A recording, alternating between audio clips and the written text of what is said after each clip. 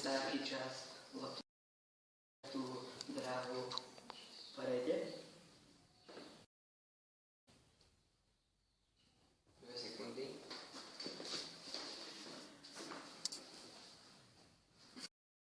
Teraz vypočítame rýchlosť loptičky, ktorá prešla po deke.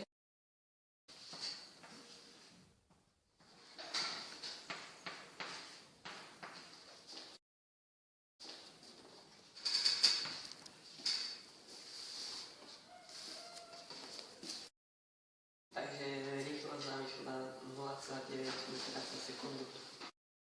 Teraz sedneme loptičku po drevených parketách a zistíme jej rýchlosť.